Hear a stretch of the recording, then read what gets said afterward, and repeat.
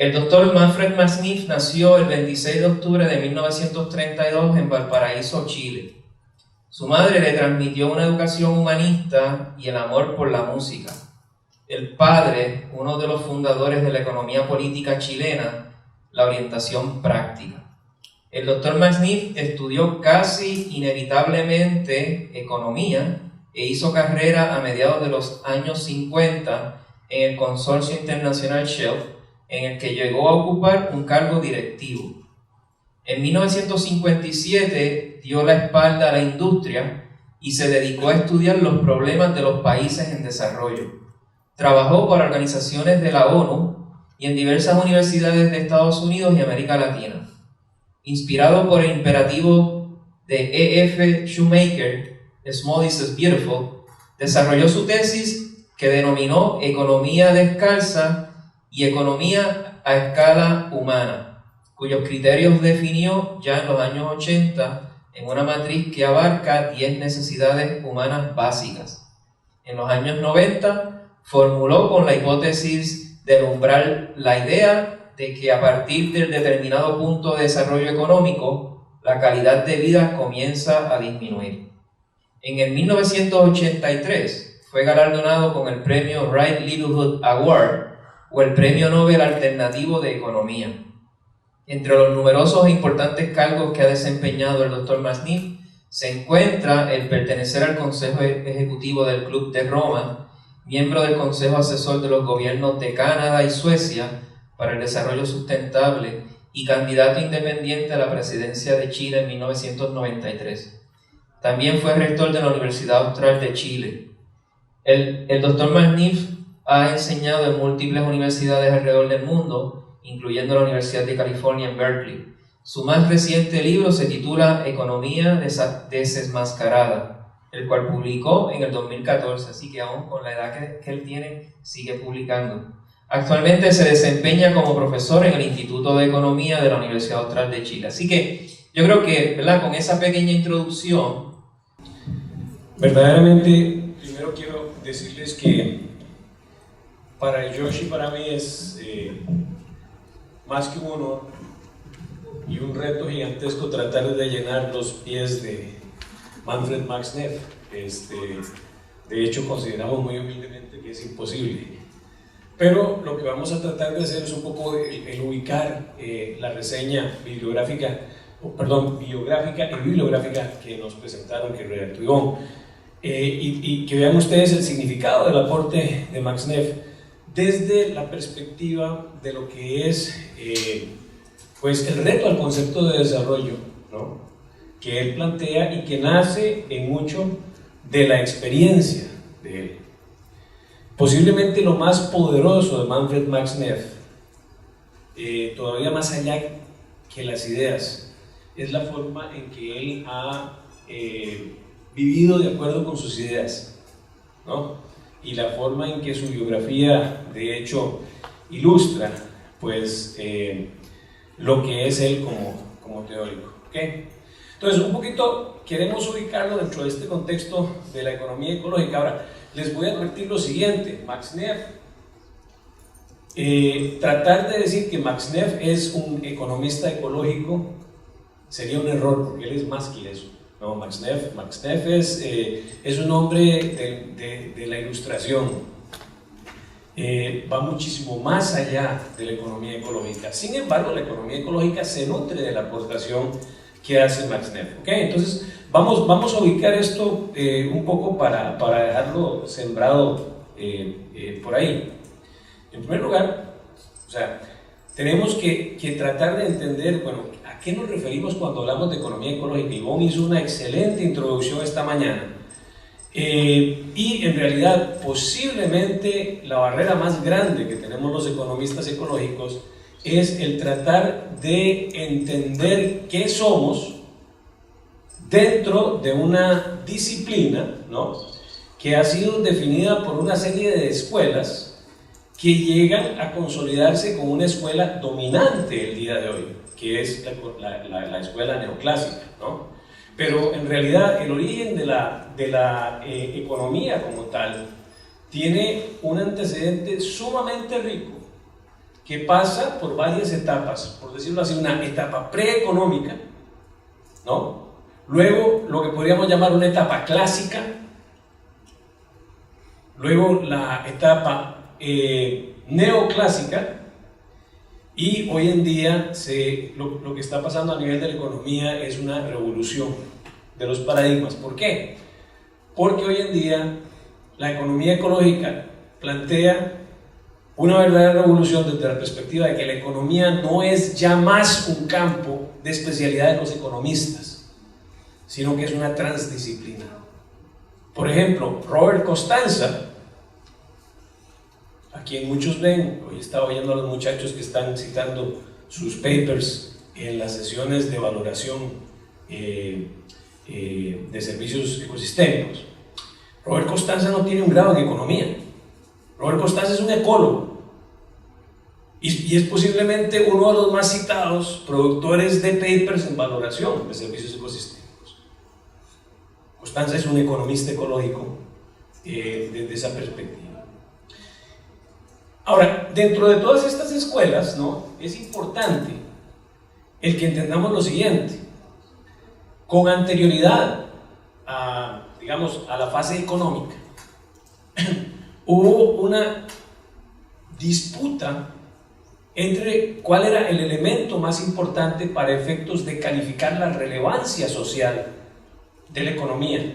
Y una de las tesis que se planteaba era la tesis de los fisiócratas, que era una tesis fundamentalmente de que lo más importante para efectos del progreso humano radicaba en precisamente los elementos biofísicos, los elementos que sustanciaban la actividad agrícola. La riqueza, de hecho, se consideraba que se derivaba de la agricultura, no del comercio, ¿no? Y incluso había tablas, la famosa tabla de Quenstein, que definían características biofísicas de los productos que ayudaban a determinar su relevancia social. Entonces, esto que estamos haciendo nosotros de la economía hippie no es algo que necesariamente, o sea, venga de la iluminación del ambientalismo del siglo XX, tiene raíces que van muchísimo más allá. Ahora, también es importante que recordemos que desde Adam Smith hasta don Carlos Marx y don Federico Engels, la escuela clásica es una escuela de no economistas. Es decir, no había escuelas de economía que graduaran economistas. De hecho, estos caballeros de decimonónica y decimoctávica apariencia eran filósofos morales. Y lo que estaban haciendo era fundamentalmente interpretando la realidad que se daba con el nacimiento del capitalismo, ¿no? Y la axiología, la epistemología que estaban tratando de interpretar era precisamente un proceso en el cual la sociedad pasó de cero mecanización a mecanización, y de mecanización mediante la máquina de vapor a mecanización mediante la utilización de los combustibles fósiles, que tienen una gran implicación en términos de el metabolismo social, como decíamos esta mañana, que se puede producir. Y fueron los países que precisamente pueden apropiarse de ese metabolismo, pueden desarrollarse de acuerdo con este modelo, los que terminan siendo para el siglo XX las economías dominantes de nuestro planeta. Ahora, esas economías dominantes es lo que está tratando de interpretar con una tendencia bastante entendible durante esa época, don Adam Smith.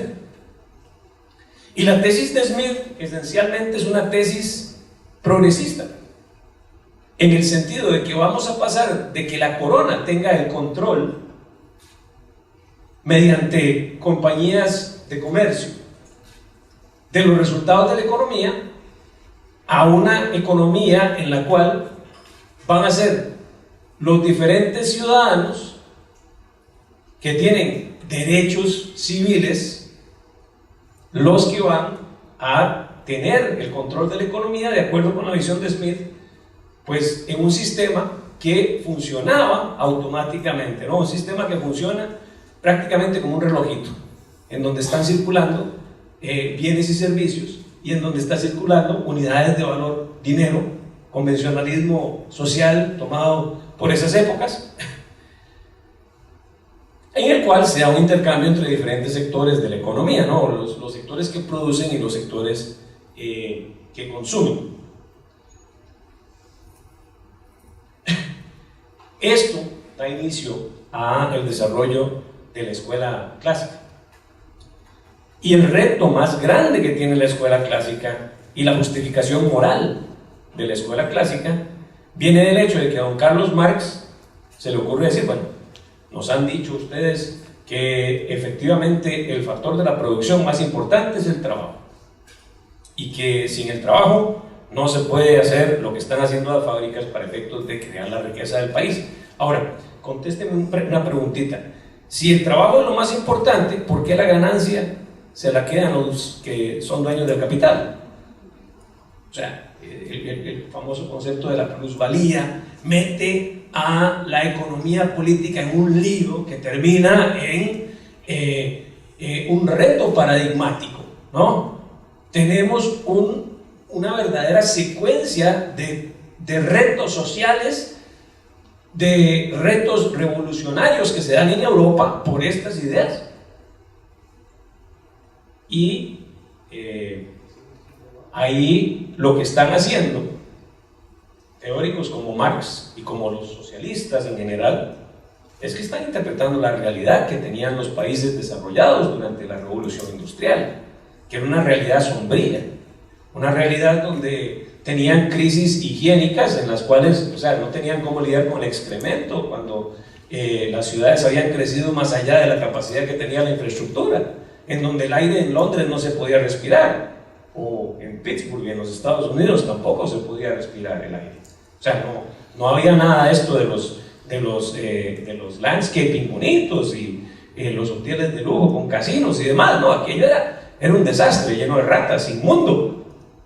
Las clases proletarias vivían en un espacio como tal.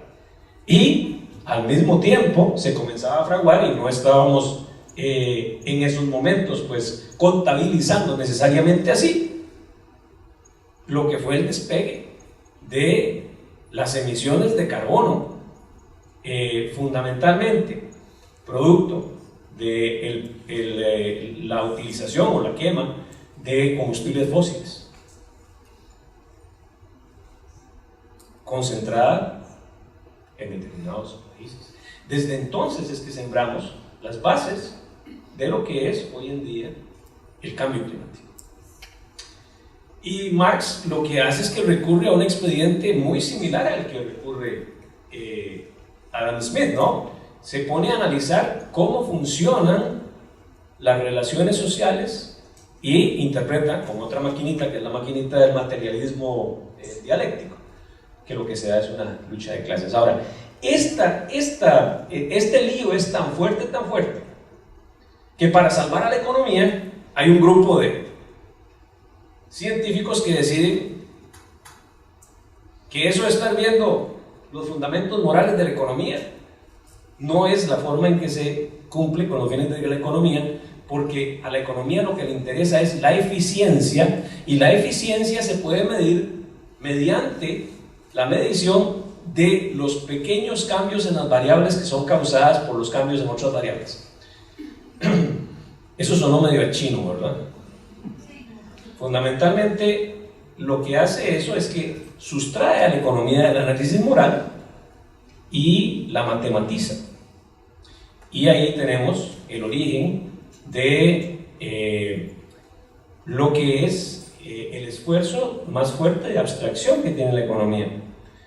Algunos llaman eso desarrollo académico, aun y cuando lo que hicieron fue copiar varios de los modelos de la física newtoniana.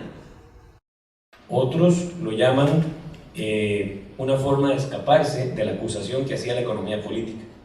Y es que desde entonces la economía política perdió mucha de la influencia que tuvo en las escuelas de economía, y fue la economía neoclásica la que se convierte en la verdadera economía, que es la economía que enseñan la mayoría de las universidades en el mundo.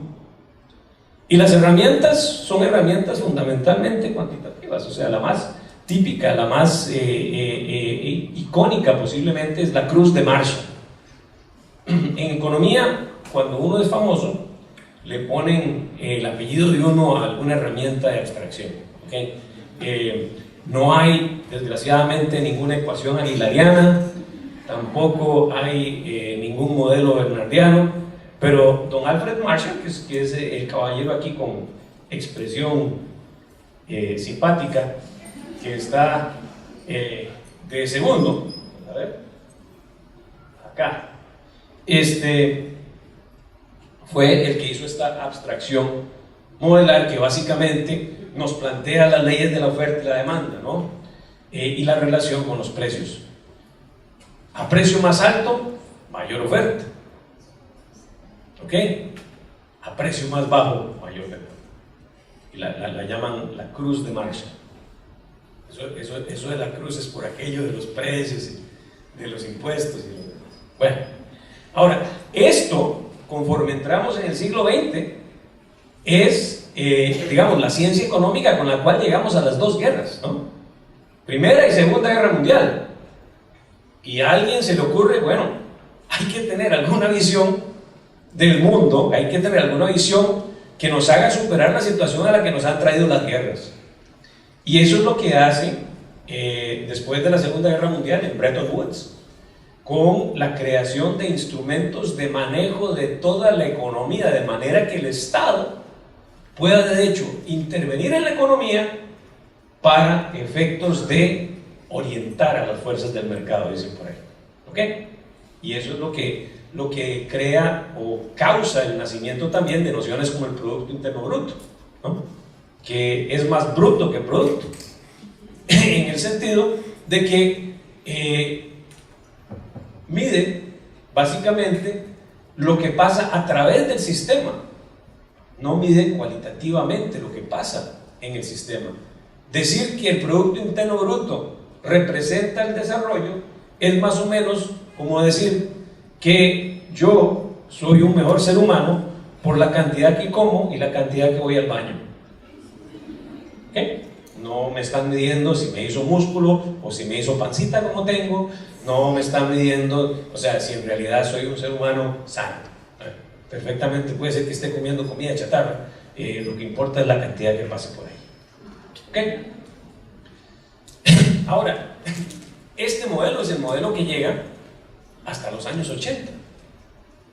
Y en los años 80, con la caída del bloque soviético, viene toda una revolución, que es la revolución neoliberal, básicamente orquestada por economistas como Friedrich von Hayek, Milton Friedman, y que plantea una adopción de parámetros macroeconómicos centrados en la circulación del dinero, y plantean en sus representantes políticos más importantes, Margaret Thatcher y Ronald Reagan, la vuelta a las políticas de libre mercado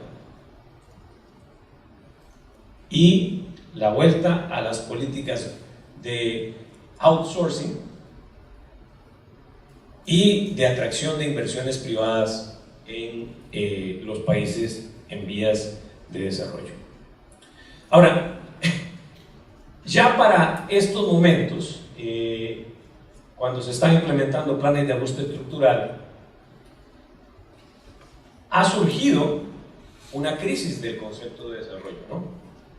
Ya se ha percibido una crisis del concepto de desarrollo que es identificada por varias corrientes del ambientalismo a través de los años, y que incluso pues se dieron durante la época de los clásicos, cuando gente como Malthus y Darwin nos hablan del hecho de que lo que controla la población en la economía es el hecho de que al haber muchos trabajadores se comienzan a dar crisis de hambrunas porque los salarios bajan, ¿ok?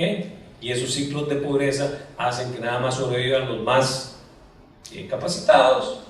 Al bajar la fuerza laboral, entonces suben los salarios otra vez comenzamos a reproducirnos como conejitos, otra vez exceso de trabajadores, se murieron un poco, volvieron otra vez a subir los salarios y así. O sea, los ciclos de pobreza es lo que llamaba esta gente. En los Estados Unidos, por ejemplo, se da todo un reto a la noción de que la naturaleza no tiene ningún valor desde la perspectiva de aquellos que desarrollan las nociones preservacionistas y de ética de la tierra, John Muir, Pinchot, Aldo Leopold. Pero es en 1962 cuando comienza por primera vez el ambientalismo a cuestionar el modelo de desarrollo, cuando se comienza a cuestionar la revolución verde con la obra de Rachel Carson, La primavera silenciosa, ¿no? Que es la que comienza a denunciar lo que son los efectos del DDT sobre el bienestar humano. Y posteriormente, la crítica al crecimiento de la población viene de parte de los neomalthusianos, como lo son los Ehrlich, Paul y su esposa, que nos hablan en su publicación famosa, la explosión, la bomba de la población, de que la población se está convirtiendo en un reto para efectos del progreso humano. Y este trabajo que ellos hacen motiva el trabajo con el que se vincula Manfred Max Neff en el Club de Roma, ¿no? El Club de Roma, por allá por 1968, vincula a diferentes distinguidos científicos sociales y naturales en un estudio que cuestiona la noción del crecimiento económico como bienestar por primera vez, y nos dice: no alcanza la tela para que nos curamos todos si seguimos creciendo al ritmo que estamos creciendo. Entonces, es cuando se plantea el reto ambiental al concepto de desarrollo, y nociones como las que plantea Manfred Max Neff comienzan a colarse dentro de diferentes foros de importancia.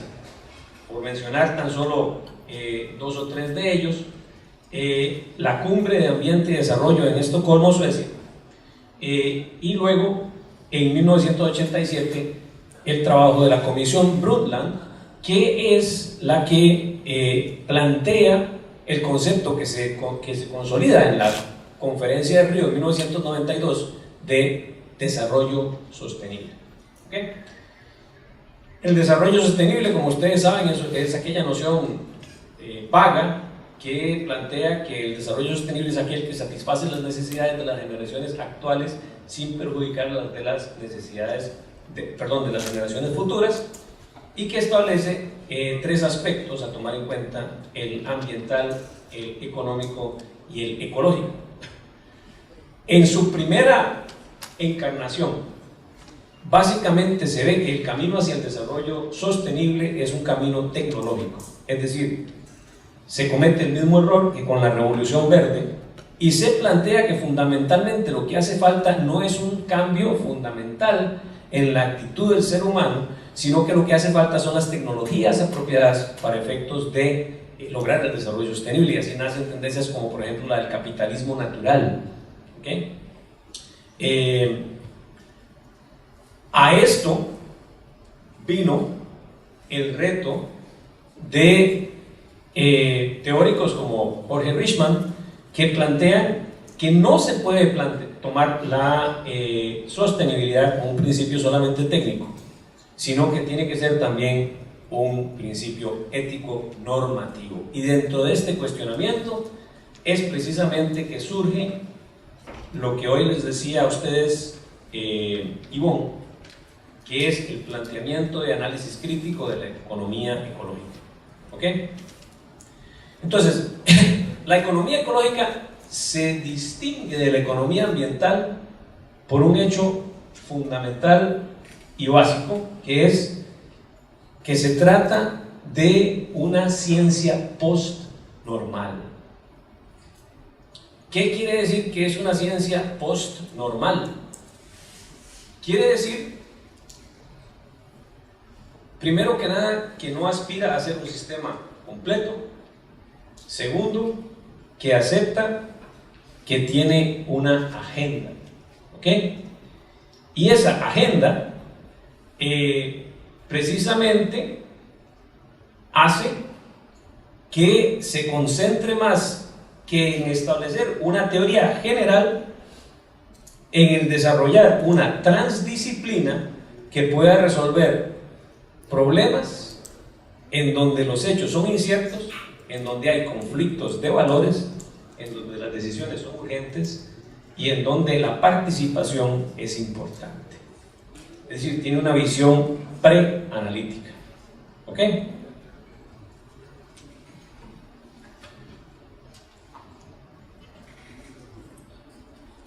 Entonces, tengo que comenzar por pedir disculpas por mi español, que realmente hace mucho tiempo que no hablo, pero vamos lá, vamos allá.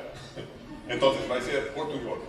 Pero, entonces, la visión preanalítica de economía ecológica, que realmente es la visión, la filosofía de la economía ecológica, es que hay una diferencia enorme entre la tierra, que es el todo, y eso es el todo, y la economía es la parte. Entonces, el economista convencional piensa que la economía puede crecer exponencialmente para siempre, que es una cosa absurda. Entonces, el crecimiento exponencial casi nadie entiende bien. Y los economistas hablan sobre el milagro de crecimiento exponencial. Y si alguien tuviera el buen sentido de investir o invertir $1 en el año cero por tasas de interés de 5% por año, hoy día tiene un valor de un globo de oro, el tamaño del sistema solar de Pluto. Entonces es una cosa imposible que el crecimiento exponencial continúe para siempre. Y los economistas entienden preanalítica para hacer una visión preanalítica. Básicamente, la visión mundial que los cientistas tienen antes de comenzar el análisis. Entonces, hay que pensar cómo es el mundo que estamos describiendo antes de intentar describir. Para el economista ecológico, la visión es que la economía es el parte. Y la economía en las épocas antiguas, en cuanto Adam Smith y Jevons y Walras y los neoclásicos estaban desenvolviendo las ideas, la economía era muy pequeña en comparación con el mundo entero. En los últimos 100 años, el consumo per cápita por persona aumentó 9 veces y la población aumentó 4 veces. Entonces, la economía creció 36 veces mayor. Y la visión de economista ecológica es que no creció dentro de un vácuo, creció dentro de un mundo finito, un planeta finito, que abastece todos materia prima, tiene que venir de los planetas finitos. Toda la energía, energía solar o energía, estoques de energía fósil, todo viene de nuestro planeta finito y el sistema económico transforma en productos económicos y crea desechos que vuelven para el sistema planeta finito. Y en el tiempo en que surgió la economía ecológica, realmente el impacto del crecimiento económico aumentó radicalmente. Entonces, la economía hoy día es una parte enorme del ecosistema. Y entonces, para explicar un poco más detalles, comenzamos la economía ecológica con las leyes de la física, que no puede hacer algo de nada. Algo que hay que para hacer las cosas son las materias primas que vienen de la planeta. Entonces, Uma vez que isso transforme, a economia não é produção de nada, é transformação de lo que já existe, usando energia, fontes de energia finitas, para transformar matéria-prima em coisas que beneficiam o ser humano. E para fazer este trabalho precisa de energia. É possível fazer trabalho, produzir alguma coisa sem energia. É impossível reciclar energia. E é impossível fazer nada de algo. Então, quando construímos ou produzimos produtos econômicos usando energia, todo, ao final das contas, cai em pedaços, quebra, vira desechos que voltam para o ecossistema. Então, é um fato inevitável que a produção econômica usa matéria-prima e produz desechos. E tem que combinar essas ideias de leis de física com as leis de ecologia. Aquelas matérias-primas que são convertidas em produtos econômicos, alternativamente, servem como a estrutura básica dos ecossistemas. E quando você tira a estrutura de um sistema, você perde as funções.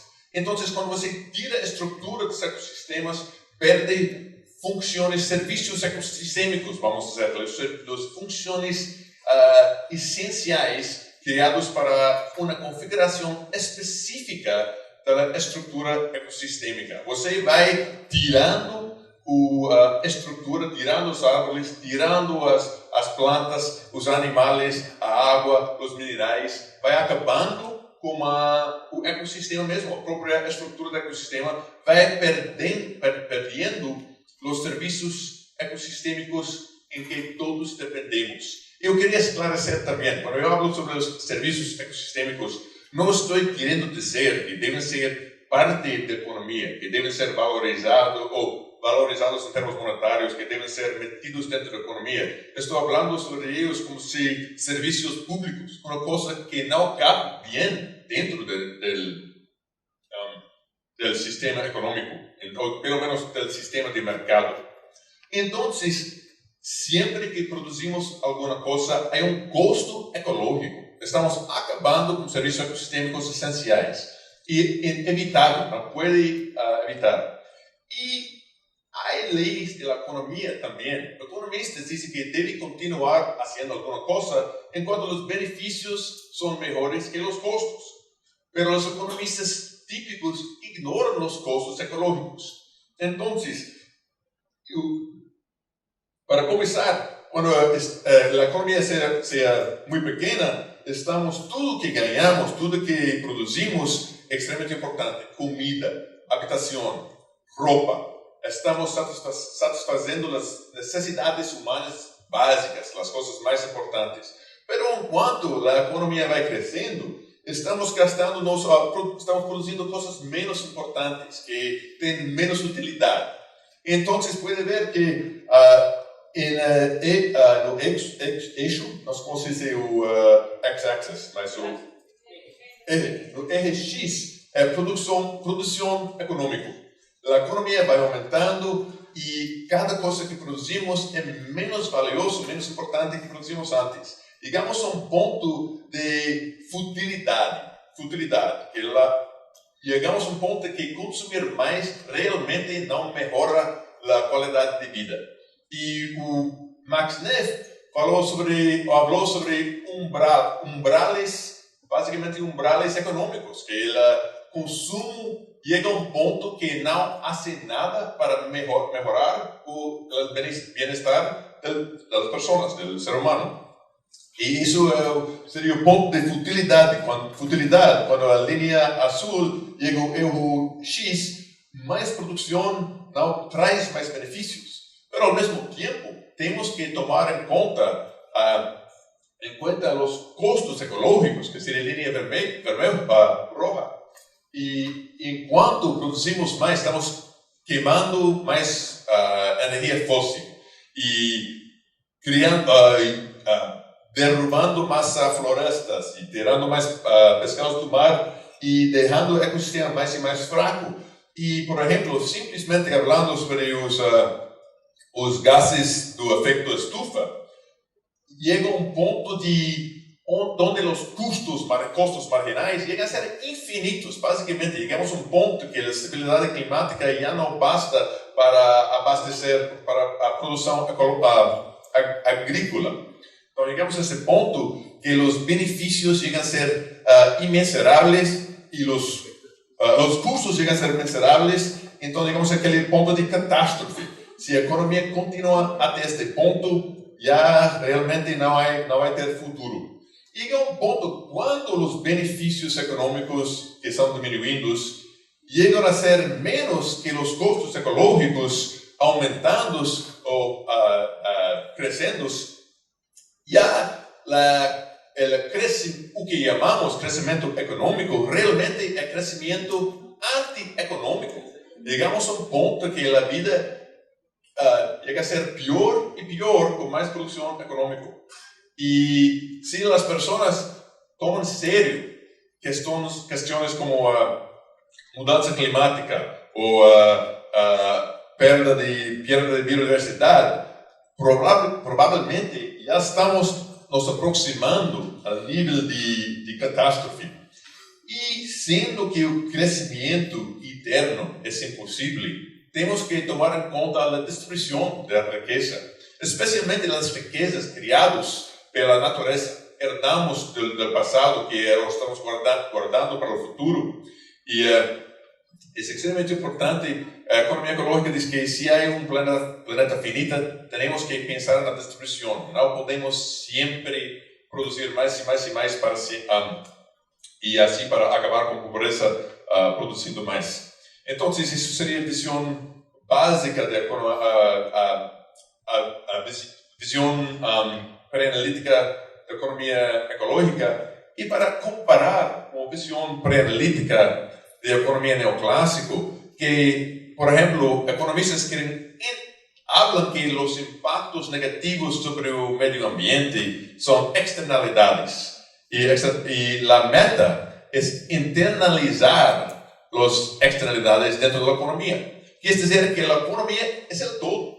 Y la meta es inserir la naturaleza, los ecosistemas dentro del todo.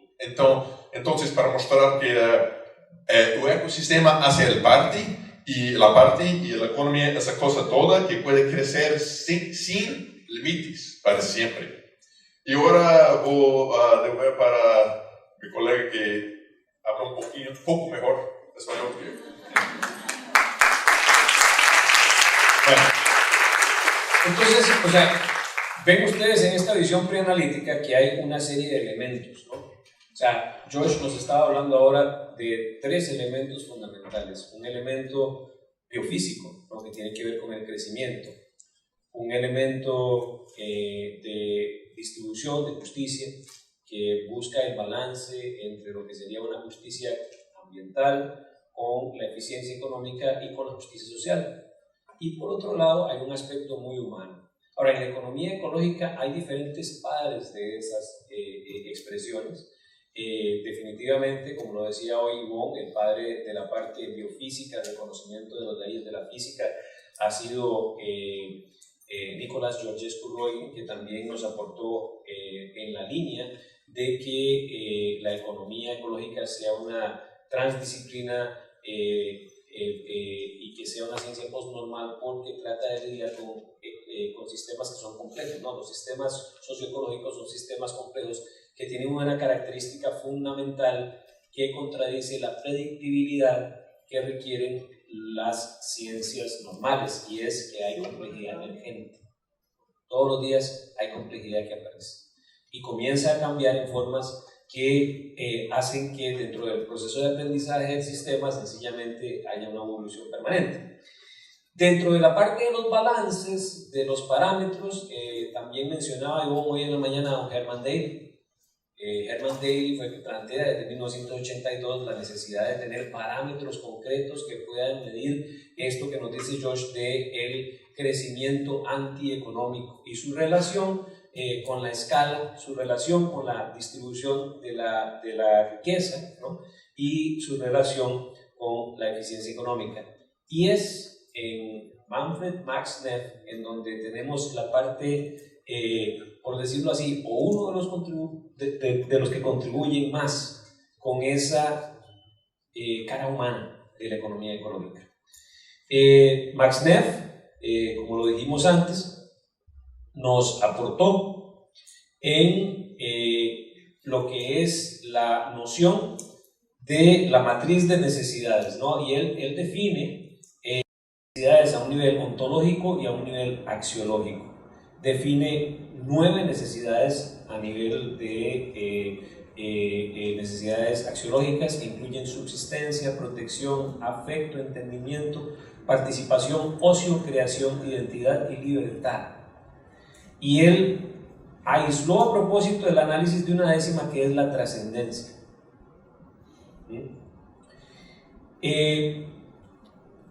Mucho del trabajo para efectos de desarrollar esta escala de necesidades, Max Neff lo hace con pequeños agricultores en Ecuador y en Brasil. Y él dice que lo esencial de la economía es una concatenación de esfuerzos pequeños de gran entusiasmo, de gran energía, de gran humanidad. Entonces, esa es la parte que resalta del trabajo de Max Neff, aparte de pues ya un desarrollo más complejo de lo que es el análisis de la matriz de necesidades y lo que nos llamaba también la atención Josh, de la hipótesis del umbral. Ahora, la forma en que plantea el umbral, la forma en que plantea la calidad de vida, Max Neff tiene que ver mucho precisamente con la satisfacción de estas necesidades, ¿no? En las cuales él inclusive va más allá del análisis que hicieron otros psicólogos como Maslow, con la jerarquía de necesidades. Él nos plantea una visión verdaderamente humanista de la economía, en la cual la calidad de vida no está determinada por aquel que tiene más juguetes al momento de morir, sino por una serie de necesidades que son pues verdaderamente importantes para los que comparten la filosofía de autores como Schumacher, que ponían ustedes en la reseña, de que lo pequeño es hermoso. Y pensar en él otra vez en términos de quién es, ¿no? De lo que hizo, de lo que se involucró, de cómo vivió, incluso una candidatura presidencial en la cual él reconocía que lo que él estaba haciendo era fundamentalmente un acto de protesta, un acto de demostración. Sabía perfectamente que él iba posiblemente a terminar con el 5.55% que terminó del voto, pero él quería tomar una voz que nadie estaba tomando, y él fue postulado por un movimiento ecologista para hacerlo, y estuvo dispuesto a ir adelante con esa propuesta. Vivió las protestas contra Vietnam en Berkeley, eso es mucho decir. Como profesor apoyó a los estudiantes que marcharon por la paz. También vivió el exilio durante la dictadura de Augusto Pinochet, y precisamente experiencias como estas fueron las que le dieron la estatura que le permitió plantear sus propuestas teóricas de tanta valía, y que le merecieron luego el premio Nobel alternativo en economía. Muy original, muy creativo, incluso planteando un indicador de la cuota de consumo de energía que satisface las necesidades sensatas. Oigan, está hablando de vivir espartanamente, de un ser humano sin marginar a nadie. Qué hermosura de indicador. El Ecosón. Verdaderamente les invitamos a que puedan adquirir algunas de sus obras y que pues puedan interesarse más en el trabajo de este distinguido teórico, que nos hubiera honrado mucho, en lugar de tener que entrar aquí de pinch hitter, poder escucharlo, pero ha tenido un accidente y bueno, a los 82 años, el que no le haya pasado nada con un accidente, pues demuestra una vez más la fuerza que tiene este héroe de la economía alternativa, y en particular para nosotros los economistas ecológicos, muy muy importante. Muchas gracias.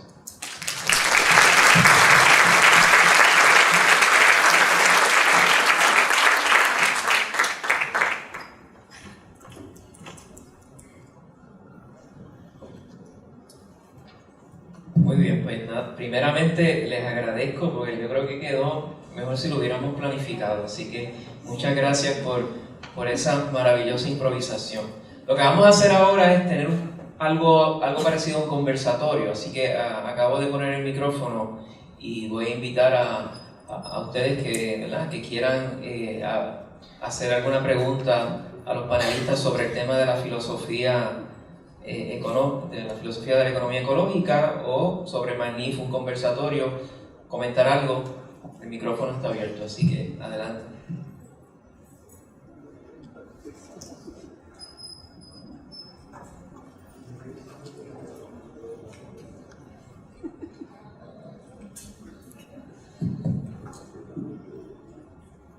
Muy buenas tardes. Mi nombre es Fernando Betancourt, estudié economía y después me hice abogado. Vengo de Arecibo.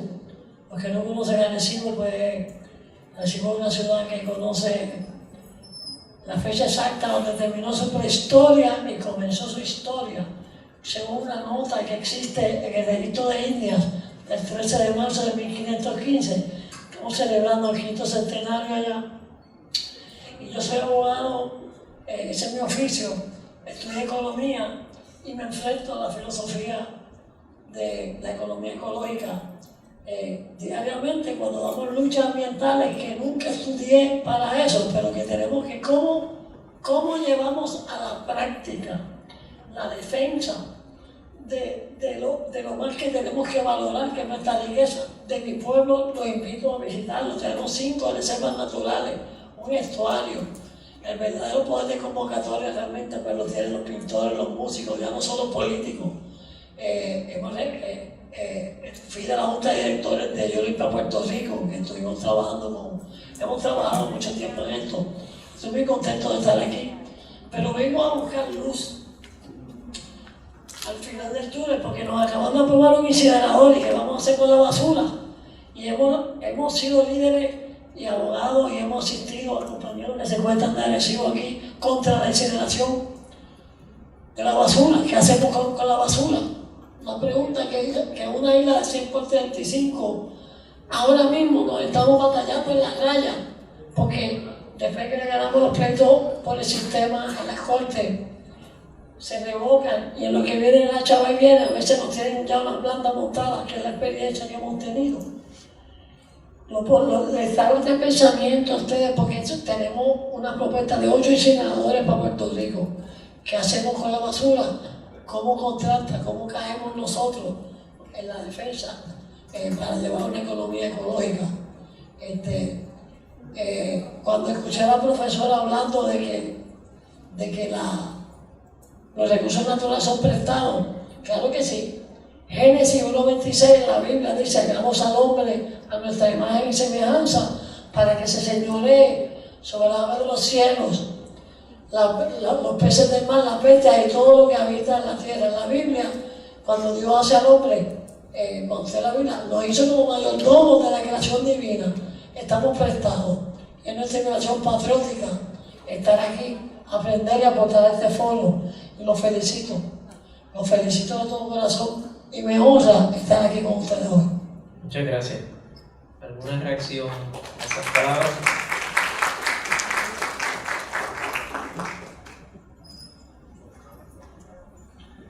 Bueno, yo la única reacción que puedo decirle es la siguiente. Lo felicito. En realidad, pues, en su comentario usted está encarnando precisamente pues, lo que dice Max Neff, ¿no? O sea, lo que son las necesidades fundamentales y yo como tico no voy a venir a decirle a usted como puertorriqueño qué es lo que tiene que hacer en su espacio. O sea, le puedo compartir experiencias propias, pero sinceramente pienso que usted ya va bastante bien orientado con respecto hacia dónde quiere dirigir sus convicciones y le felicito por ellas. Bien. ¿Alguna otra pregunta o comentario? Muchas gracias, que yo no conocía mucho de Max Neff, solo lo más superficial, y aunque él no estuvo aquí, espero que esté muy bien. Siento que le conozco y que pudieran hacerme llegar el alma de él, y muchas gracias. Mi pregunta, como ustedes conocen su trabajo y le conocen bastante bien, me parece, es que como yo, otra vez yo no vengo de la economía, yo no soy economista, no tengo idea, pero vengo de la conciencia, y había varios puntos en la presentación que estaban mencionando cosas como que a base de las experiencias de él, y también usted mencionó que él no es solo un economista ecológico, ¿no? A base de lo que ustedes conocen de Max Neef, su trabajo y su vida, su yo diría, holographic alignment, su manera de ser. Yo sé que es una pregunta muy difícil de responder en un momento, ¿no? Pero si hay algo que podrían compartir de cada uno para inspirar a las personas en general, ¿qué sería esa inspiración de decir cómo mirar a una persona así, que ha creado tantas cosas, que ha influido tantas cosas, que nos apoya ahora aquí? Observando una persona así, ¿qué es lo que cada uno podemos llevarnos de la vida, no solo del economista ecológico Max Neef, sino de ese alma, de esa conciencia? Y sé que es compleja, pero si viene alguna respuesta lo agradezco. Gracias. Entonces, es un poco difícil, mas eu pienso que há un mensaje de Max Neef súper importante, porque que tiene que ver con tu trabajo también. Y él habló que ele habló que llega un punto que hay un umbral económico, que el crecimiento no hace a persona mejor. Pero todo el mundo parece que quiere siempre consumir más, siempre quiere consumir más. E vai lá comprando as coisas e ainda tiene esta insatisfacción, porque entonces as pessoas pensam que é simplesmente porque não estou consumindo suficiente para me satisfazer. Entonces, o que lo que basicamente todo el mundo, todas las personas en todos los países por todos los tiempos tienen las mismas necesidades básicas. Só que lo acontece el sistema de, vamos a dizer, el sector de propaganda, propaganda gasta 800 bilhões de dólares por ano, mais ou menos, convencendo as pessoas que há que consumir mais para satisfazer suas necessidades. Pero o que ela falou é que esse sector, as grandes corporações e empresas, estão nos convencendo a consumir o que ele chamou de pseudo-satisfazeres, como se diz? Pseudo-satisfação. Então, estamos tentando satisfazer as necessidades básicas comprando coisas que realmente não ajudam.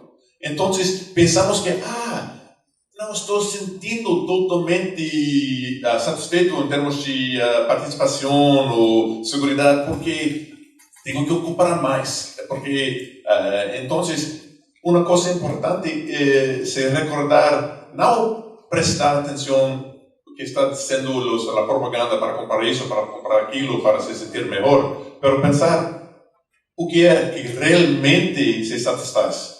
E são as relações entre as pessoas e as coisas de fazer. Em lugar de, o economista tipo diz que é somente consumir que dá satisfação. Mas para quem já isso alguma coisa, comida que você produz, você só tem um sabor melhor. O que você, muebles que você faz em casa, para a sua casa, dá mais satisfação. Então, aquela coisa de fazer, interagir com os outros, são as coisas mais importantes e que realmente satisfazem as necessidades humanas básicas.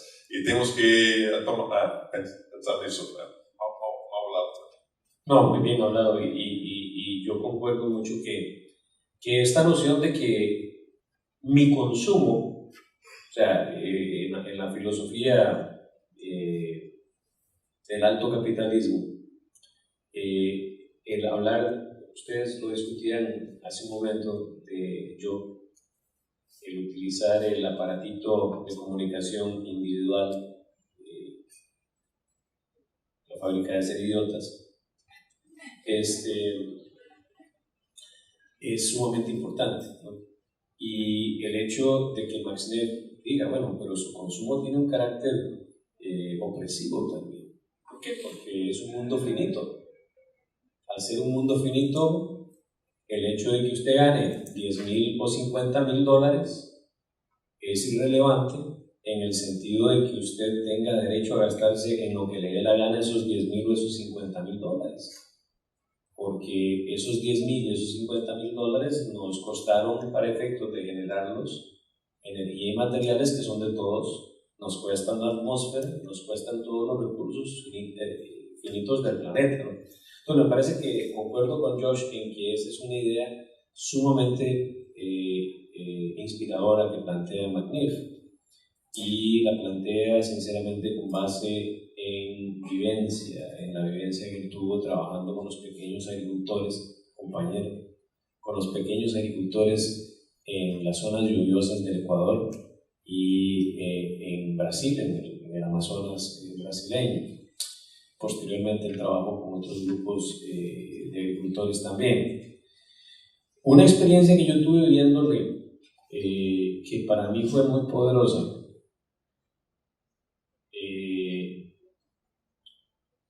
fue el verlo disertar meditando sobre su decisión de dejar de trabajar en Shell, y el poder ver la vivencia que para un economista de formación es el hecho de tomar la decisión de dejar el mejor salario que pudo haber tenido en su vida, la mejor posibilidad de satisfacción de sus necesidades materiales, por una decisión de principios. Un cambio en la vida fundamental, miren, para un economista trabajar con compañías como Chiquita, o trabajar con JP Morgan, o trabajar con... estamos hablando de salarios de 6 figures, ¿verdad? Y eso, el tomar una decisión de ese tipo es una cosa sumamente significativa. Usted que es caballero, usted que es abogado y es economista igual que yo, somos colegas, y a pesar de eso somos buena gente, ¿verdad? Porque no, a mí lo que me gusta decir es que soy abogado y soy economista en recuperación. Es muy estereotípico el hecho de que siempre que uno dice, de hecho me lo han dicho los repugnantes de la migra, que cuando uno dice que uno es economista y es abogado, inmediatamente hay una expectativa con respecto al estándar de vida, ¿no? Y a la capacidad de consumo. Una persona que recibió el Nobel alternativo con aquella humildad, hablando sobre la vivencia de la decisión que él tuvo de dejar de trabajar para la Shell, fue uno de los momentos que más me movió y más me sirvió a mí, y espero que también a usted, para decir, no, qué dicha, puedo dormir, estoy contento. Entonces yo creo que eso también es un punto que me gustaría compartir con usted. Muy bien, voy a hacer un pequeño paréntesis. Si en la sala se encuentra Nora León Rodríguez, la transportación la está esperando al frente. Tengo aquí unas preguntas que me enviaron al correo electrónico. El doctor Dallas Anston me había hecho una. No sé si usted quiere venir acá al micrófono y hacerla personalmente, ¿o la puedo hacer? Ok, la voy a hacer desde acá entonces. Él pregunta, Howard T. Odum trabajó con el concepto de Emergy. Hoy en día, ¿qué piensan de sus observaciones sobre eso? Sobre Emergy. Yo pienso que Bernardo sabe mucho más sobre energía que yo, pero para mí hay un problema con energía y valores monetarios, que muchas personas piensan que puede reducir toda la complejidad del bienestar humano a una medida. Y para mí, si es la energía incorporada en la cosa o el valor monetario, es un tipo de medición o manera de medir, básicamente, ¿cómo se sería? Medidos una cosa. Entonces, para mí, monocriterial. Entonces, extremadamente importante esa cosa de energía, porque no hay vida, no hay producción, no hay nada sin energía. Pero energía es una parte. Hay una parte psicológica también, y lo que puede dar placer, satisfacción con la vida y mucho más que solo el contenido energético. Pero ahora voy... Bueno, doctor Farley, profesor de la Universidad de Vermont, me está diciendo a mí que yo sé más que él. Algo así verdaderamente no es cierto, pero tal vez para los que no están familiarizados, levanten la mano los que no están familiarizados con la energía. Ok, vamos a... yo creo que hay una serie de teorías que hay que entenderlas en su momento, ¿no? El papel que juegan en su momento.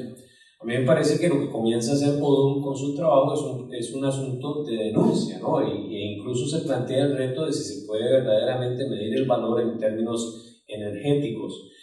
Por lo que se utiliza el término energía es porque Odum plantea la necesidad de estandarizar las unidades de energía a unidades de energía solar, ¿no? Y entonces se hace toda una métrica de medir las actividades humanas en términos de cuál es el costo energético que se tiene en términos de energía solar.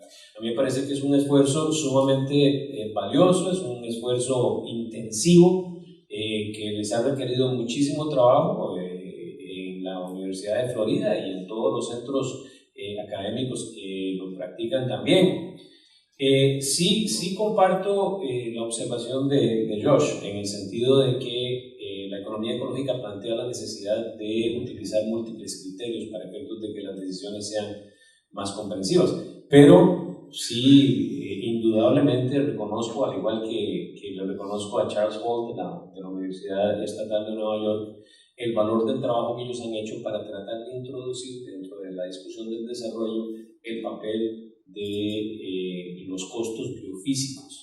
En igual medida, también se podría hacer esa crítica del enfoque del metabolismo social, ¿no? También lo que mide el metabolismo social es en unidades materiales. Y me parece que concuerdo con la necesidad de poder representar mejor la complejidad. Pero, sin embargo, hay que quitarse el sombrero ante el trabajo que hicieron ellos y interpretarlo en su momento como se interpretó el aporte del Club de Roma, por ejemplo. Okay, aquí me entró otra pregunta, voy a leerla. ¿Existe alguna economía para la que se haya determinado ese punto en el que el crecimiento en PNB no produce bienestar social? Si fuera así, ¿se ha usado en la elaboración de política pública? Si existe alguna economía que se haya determinado ese punto en el que el crecimiento en PNB no produce bienestar social. Pues, puedo comenzar. Hay el país de Bután. No es que el crecimiento realmente produce bastante bienestar para los pobres. Quien no puede satisfacer las necesidades básicas precisa consumir más, obviamente. Mas llega un punto que deja de contribuir. Entonces, la cosa, cuando decidimos que la única cosa importante es aumentar la producción, entonces vamos atrás de aquella meta y ignorando las otras cosas extremadamente importantes. El país de Bután decidió que no va a procurar más aumentar el Producto Interno Bruto. En lugar de esto, va a intentar mejorar o aumentar lo que ellos se llaman de felicidad interno bruto, que la verdad el nombre es extraño, pero la intención mismo, ellos tienen 9 áreas en que parecen un poco con las necesidades básicas de Max Neff, y que todas las personas tienen que llegar a un punto de satisfacción dentro de cada área, mas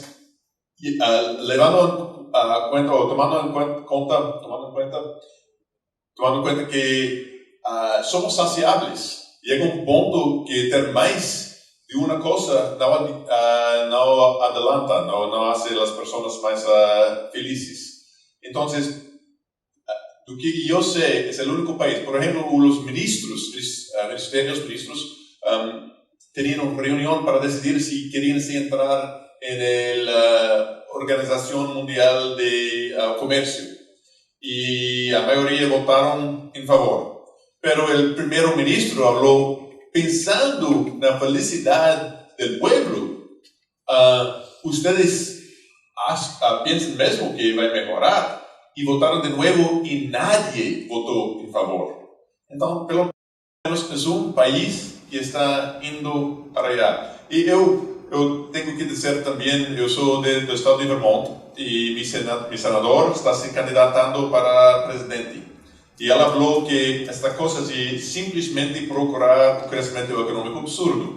Hay cosas mucho más importantes. Y él habló que precisamos pensar en la distribución justa de la riqueza, del bienestar de los más pobres, y si acontece que ayudando los más pobres y mejorando la vida de los más pobres, acaba disminuyendo el tamaño del Producto Interno Bruto, y ahí, entonces tenemos que aceptar eso, porque y en los Estados Unidos, por ejemplo, cuando terminó oficialmente la recesión de 2007 terminó en 2009, porque el Producto Interno comenzó a crecer de nuevo. Solamente que 95% del crecimiento fue para 1% de población. Y para quien piensa en el crecimiento, todo bien, está bien, la economía está creciendo. Pero quien lleva en cuenta la miseria, la pobreza, la desigualdad, piensa que estas cosas definen la recesión. Todavía en los Estados Unidos estamos en una recesión.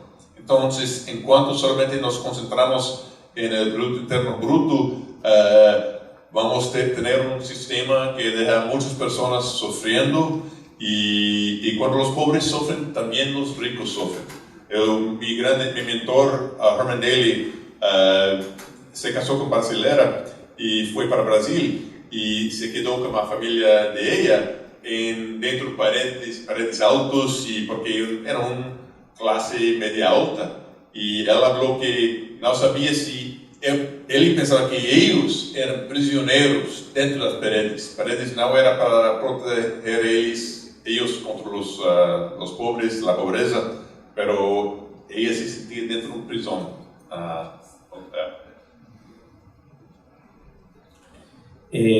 La respuesta mía sería, bueno, que el primer país, o entre los primeros países a los que les dieron eso, estuvo los Estados Unidos. Y eso se hizo desde que Herman Daly y John Koch me dieron el índice de bienestar económico auténtico o sustentable, una medición que se hizo por allá por principios de los años 90. Con respecto a la pregunta de si ese tipo de mediciones se utilizan para decisiones de política pública, bueno, vean, hoy en día solamente los países muy cavernícolas son los que están tomando decisiones de desarrollo solo basados en el Producto Interno Bruto. O sea, hoy en día la mayoría de los países están haciendo sus planes nacionales de desarrollo integrando una gran cantidad de indicadores, y entre esos indicadores están el índice de desarrollo humano de las Naciones Unidas. No es una invención de los economistas hippies, sino que es una unidad métrica de las mismas Naciones Unidas. Asimismo, el mismo Cuco, el Banco Mundial, está hoy en día con un programa en el cual está desarrollando 18 experiencias piloto con economías a nivel mundial para efectos de que desarrollen contabilidades macroeconómicas verdes, es decir, que incorporen cuentas en las cuales, independientemente de que estemos totalmente de acuerdo con eso o no, se valore monetariamente la degradación de los servicios ecosistémicos, y que se incorpore esto como una cuenta satélite que desinfle el Producto Interno Bruto. Es decir, de las épocas de don Ronald Reagan y de doña Margaret Thatcher a hoy en día ha pasado mucha agua bajo los puentes y pues efectivamente no solo el pensamiento económico alternativo ha evolucionado, sino también incluso el pensamiento económico más tradicional. Entonces yo diría que sí se están tomando en cuenta estos enfoques para efectos de decisiones de política pública, al punto que una de las vacas sacrosantas de la economía tradicional, que es el sistema de cuentas nacionales, está siendo modificado por el mismo Banco Mundial. Ok. Sí, una última pregunta, sí. Con esta completamos entonces. Buenas tardes. Obviamente sabemos que vivimos en unos momentos de emergencia, aunque este salón no lo refleja, y conocemos la alternativa a lo convencional y la economía ecológica es parte de ello, pero ¿cómo ustedes visualizan que va a ser puesta en actividad? ¿Cómo los gobiernos, cómo las corporaciones, cómo los individuos más allá de nosotros van a acogerse a esta economía? ¿Acaso es a través de estos procesos burocráticos de no sé quién, o del levantamiento del pueblo a través de la resistencia, a través de la desobediencia civil, la lucha armada, la educación individual? ¿Cómo nosotros proyectamos el activar esta necesidad que es para allá ahora mismo, para salir de aquí siendo, ¿sabes? ¿Cómo es que Una buena pregunta para cerrar este panel, definitivamente. ¿Cómo podemos hacerlo? Entonces, esa siempre es la pregunta más importante y más difícil de responder. Y el economista que detesto casi más que cualquier otro es Milton Friedman, que era que Bernardo mostró, pero él habló que la meta del economista es tener las ideas prontas, las teorías prontas cuando llega una crisis. Y cuando llega una crisis extrema y las personas no saben qué hacer, entonces tenemos que tener las teorías prontas para implementar. Y infelizmente, para Milton Friedman, él era grande apoyador de Pinochet. Y también Hayek, todos los cuatro que Bernardo mostró como los líderes del neoliberalismo, eran grandes amigos y apoyadores de Pinochet, pensando cuando llegó la crisis de un golpe militar, ellos entraron para introducir las ideas de ellos. Personalmente, pienso que nuestro sistema financiero mundial está totalmente no sostenible y va a caer de aquí a poco. Por ejemplo, en los Estados Unidos, todo el mundo habla sobre nuestra deuda nacional, que es 17 trillones de dólares. Pero juntando las deudas del pueblo, llega a ser 54 trillones de dólares, que llegando a 4 veces nuestro Producto Interno Bruto.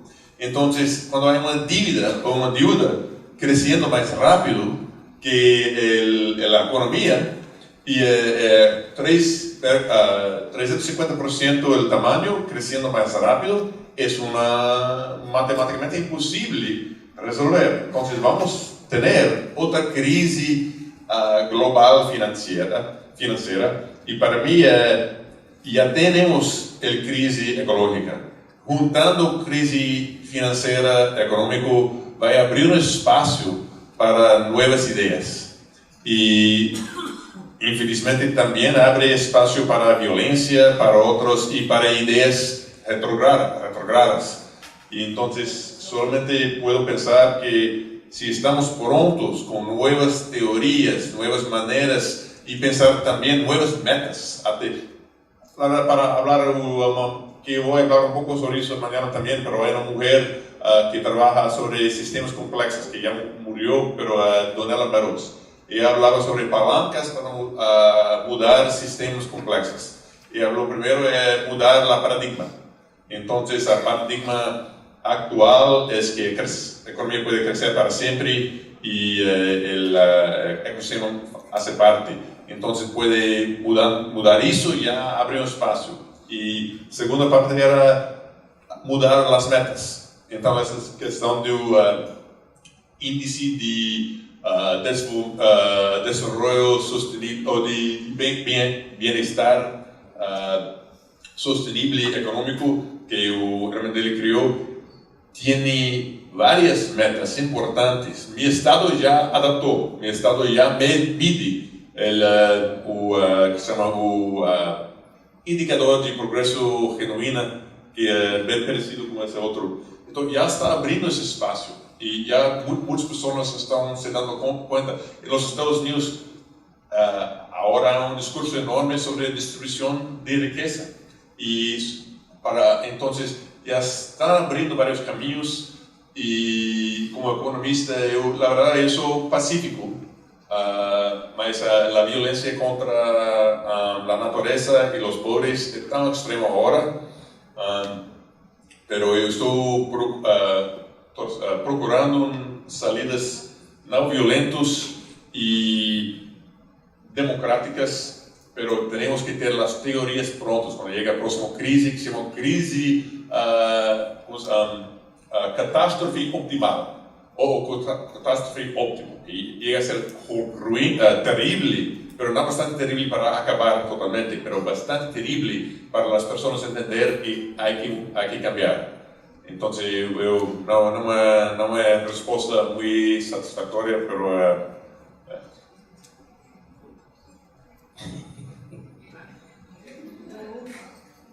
bueno, primero que nada, yo pienso que otra de las cosas bonitas que nos dejó Donella Meadows es la siguiente. Para mí, Donella Meadows, que fue una de las miembros del Club de Roma, me enseñó una cosa que es fundamental y es no tener ansiedad generacional. Es decir, mi forma de ver el cambio es lo siguiente, o sea, yo todos los días trabajo como que if there was no tomorrow, ¿ok? Pero tengo que mantener la esperanza de que siempre lo va a haber, porque si no lo tengo, le robo la esperanza a mis hijos y yo no tengo derecho a hacer eso. Entonces, lo fundamental que ella decía era que para efectos de poder distinguir las buenas noticias de las malas noticias tenemos que tener visión, y tenemos que tener la visión muy clara, no una visión fragmentada de qué es esto o de definición.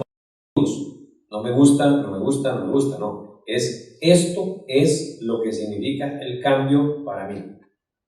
Y ya una vez que uno sabe eso, entonces comienza a identificar cuáles son buenas noticias y cuáles no.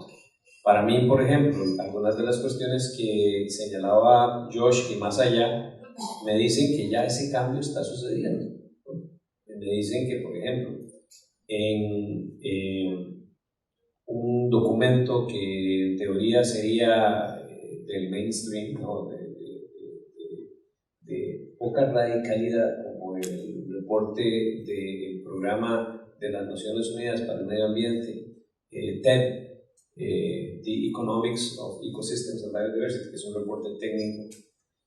Ese reporte técnico reconoce como métodos de valoración válidos y reconocibles tanto los métodos biofísicos como el de Don Howard Owen o como el de la energía implícita y los métodos de valoración multicriteriales como métodos válidos para efectos de hacer valoraciones a nivel económico. Bueno, eso para mí significa que el cambio está pasando y que tengo que estar abierto a ver cuál es mi papel dentro del cambio. Ahora, vos decías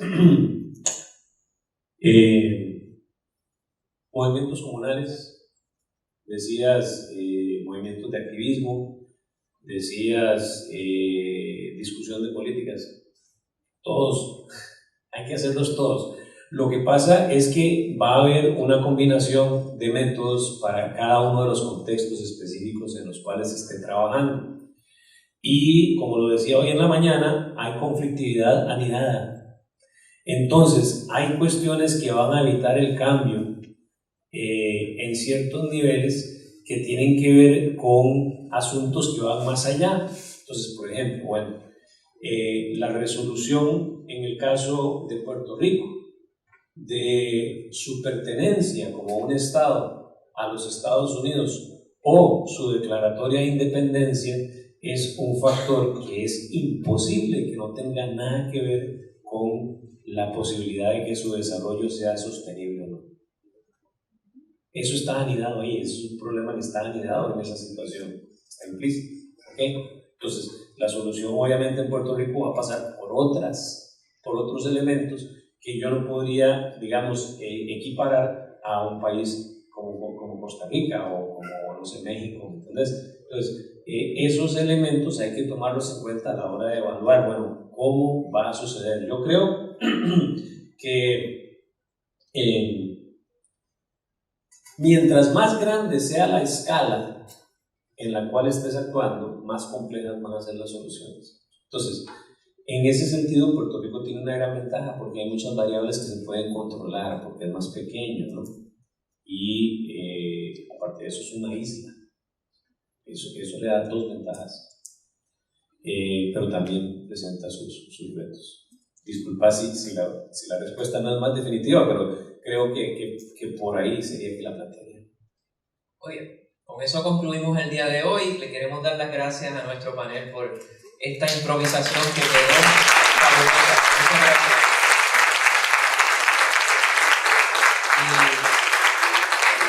Hemos hecho esto en honor a la gran labor que ha hecho el Dr. McNiff y les aseguro que personalmente le voy a escribir un correo electrónico y le voy a explicar lo que pasó en esta sección en honor a él, así que se lo dejaré saber.